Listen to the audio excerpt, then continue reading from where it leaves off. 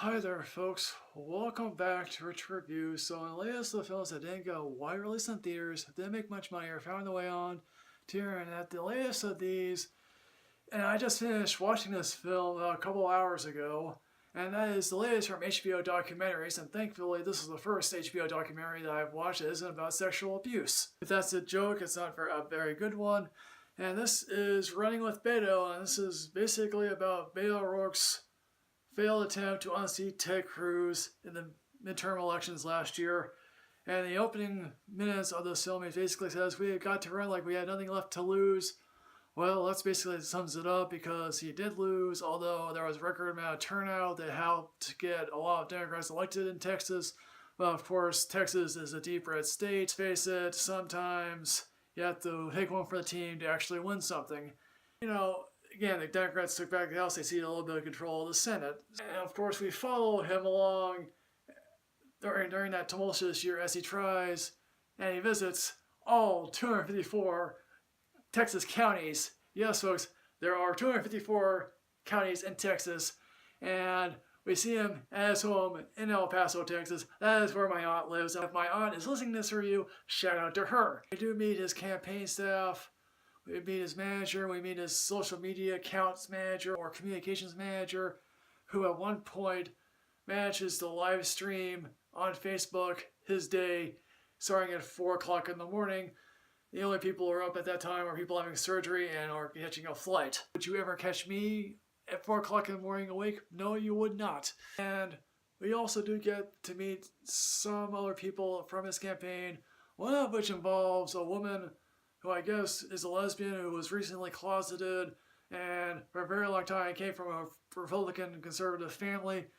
She finally joined the other side when Bernie came around, and she has some interesting conversation with her father, who's like, well, I don't necessarily like Ted Cruz, but I don't know anything about the Democrat. And I think that's a lot of sentiment to a lot of people probably in Texas, is that they don't necessarily like Cruz, but you have to put guns to their heads to actually want to vote Democrat. When we visit all 254 counties, again, we do meet several other people, one of whom I guess survived a school shooting, who just said, the heck with it, I'm going to vote and go along with the Beto O'Rourke campaign. Me, another woman, who recently enough after the film I looked this up, apparently she's a military veteran who's a hard-swinging woman who just realizes, yeah, I hate Ted Cruz. Basically, if he wants to get in my pants, let him show me him being circumcised. I guess at one point, the one guy who was in the car with a mask, okay, you can name all 254 counties in a row. I don't think we ever get an answer to that particular question. I think there was such an earnestness to Beto O'Rourke that you almost have to wonder, gee, how could this guy lose? Well, he's up against Ted Cruz, and he's from Texas. And a lot of Democrats were hoping after the historic win in Alabama that it might extend to Texas. But here's the thing here, folks. Doug Jones is up against Roy Moore, and Roy Moore liked to date young girls. This comes off the heels of a lot of political behind-the-scenes documentaries about politics. There was the Weiner film about Anthony Weiner's failed bid to become mayor of New York, and how that all just came crashing down because, hey, look, that's Anthony Weiner for you. And also there was the Mitt film about a few years ago about Mitt Romney's failed presidential campaign.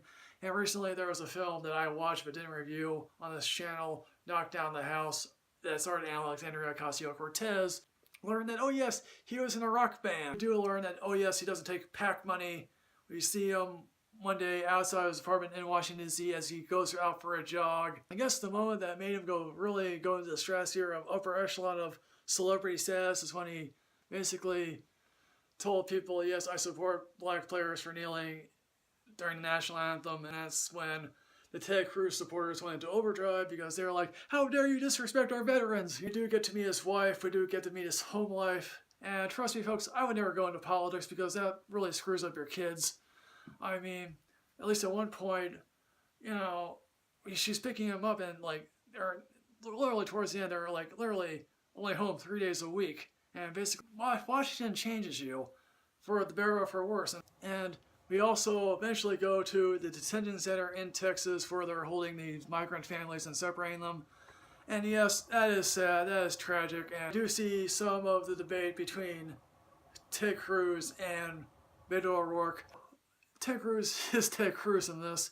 He's chomping at the bit. I think this documentary really tries to show you the better angels of our natures when it comes to politics, at trying to be in the age of Trump. And also, again, our very famous moment is when he's giving us a concession speech. He uses the F word. I don't really know how that makes you even more famous.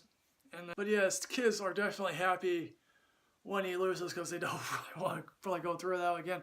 Beto O'Rourke, I guess, in the old adage of failing upwards, believes, oh yes, I can run for president now. Maybe in the adage of Lincoln. Of course, that was 150 years ago. But I would honestly say that if Beto ran, I would seriously consider running for vice president. So folks, in the end, what I'm going to say about running with Beto, I'm going to say this, I'm going to give this a matinee rating, because clearly there are just moments where you just wonder, how can anyone go through all this and come out with the other side with really their likability, affability, and just general humor intact. So folks, running with Beto, have you seen this? What did you think? Please put everything in the comment box below. As always folks, like, comment, subscribe, and rid yourself of knowledge. I'll see you next time folks, yes, with another film, hooray.